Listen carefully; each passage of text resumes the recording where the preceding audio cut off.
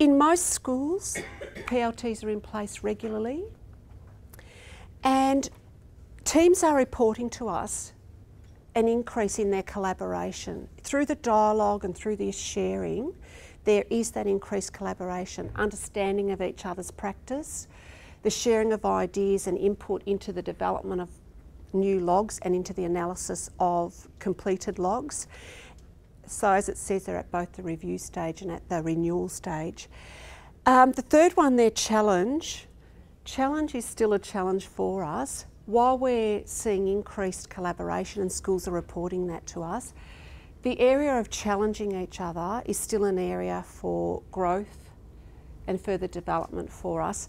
We know protocols around professional and personal respect, but there is a hesitancy because it is a change of our thinking and a change of our practice to question each other further, to press for and look together at, are there different ways of doing this? Are there better ways of doing this? Is what we currently do the most effective way?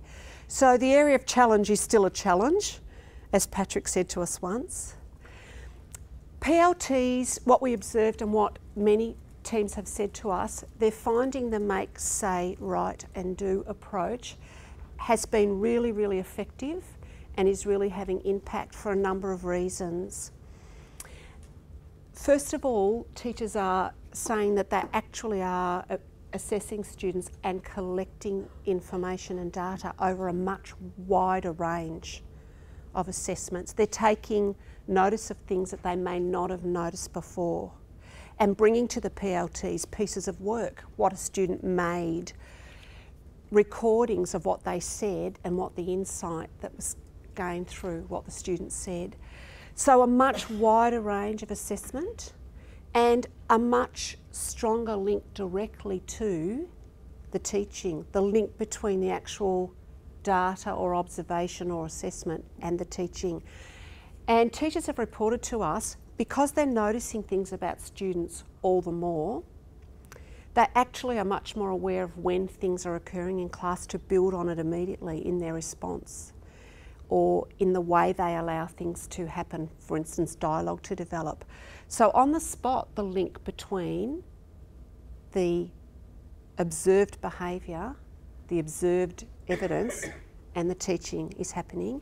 And at the same time, teachers are noticing things that they're recording and bringing into the PLTs to inform the development of the next logs or to provide information about evidence of the learning. Some schools have modified the learning logs, which has been a great development. They've added information to suit their need and their context, because AIZ is an improvement strategy. It's not a recipe. There are elements that are key and that are common, but we do want schools to be contextualising to their own situation. This area here of professional learning has been a really important one. Lots of PLTs, through their discussion, through the evidence, are finding areas for further professional learning and recognising things that need to be put into professional learning schedule, either at team level or across the school level. And that's been a really powerful thing that has come out of the PLTs.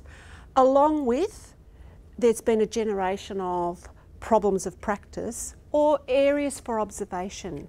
Many schools are doing things such as instructional rounds or working in triads or observation and feedback processes. So that through the PLTs, the identification of areas for that closer observation has also arisen. I think when you look at literacy plans, I'm wondering if many of the things that you've identified as your PL needs will come through into your literacy plans, and there'll be a nice and natural connection there. Is that making sense to you? Yeah, I know that film's on, but you are allowed to talk. The other thing we found is some schools in their enthusiasm have had too many goals in the learning logs. When you think that a learning plan is for 4 to 6 weeks, schools in their enthusiasm might have put 5 or 6 or 7 goals, and they can't realistically be achieved in that short term of 5, 6, 7 weeks. So we've encouraged schools to have less goals but go deeper with the learning.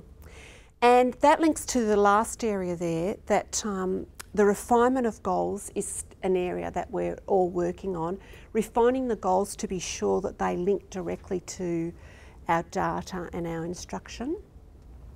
Does anybody want to make any comment there about their PLTs or about that feedback?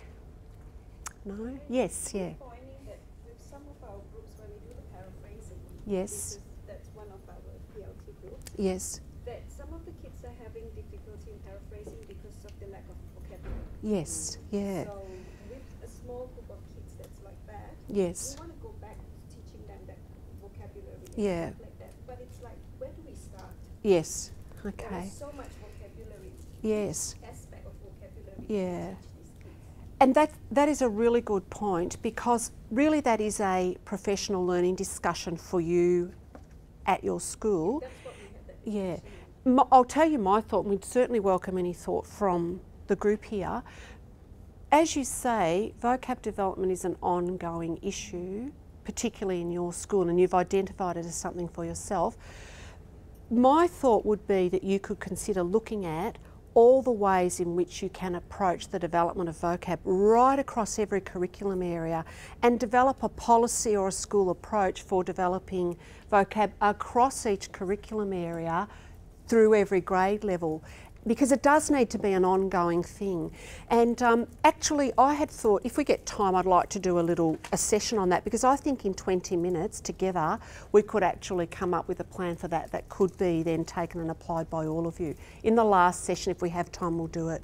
But that's a suggestion only. Does anybody else want to add to that? I think also when Yeah. we're looking at our lesson planning as such, it's that organisational thing of where do we fit it in and how do we fit it in. Yeah. It's not a standalone. Mm. Maybe in that session we can actually look at Yeah. a very basic lesson plan and where you would fit it in. We Yeah. can introduce vocabulary at the beginning of the lesson. All the Mm. things we do, but maybe actually getting it down Yeah. in some form of plan, so that because from place to place we go. That's the question people are asking. Yes. We know we need to do this, but when and how? Mm. That organisational stuff. Yeah, and that's that part of in our teaching practice, knowing what to do and then knowing how to do it. But Sandra, I think you hit the nail on the head there, because you said it's not a standalone, and in particular vocab is an excellent example of how we should be looking at integrating what we know is good practice, and not looking at things in compartments that are separate, but actually working and integrating things together. Okay. Oh, that reminds me. What I did here was, and I'm sorry, I did ask them to bring me another ball, but they haven't, and I'm hoping that those of you on the other side of the room have got some hope to see that, unless someone would like to come out the front and hold it up. But what I'd like you, just as an example of that, I've drawn up this as just an example of a learning log.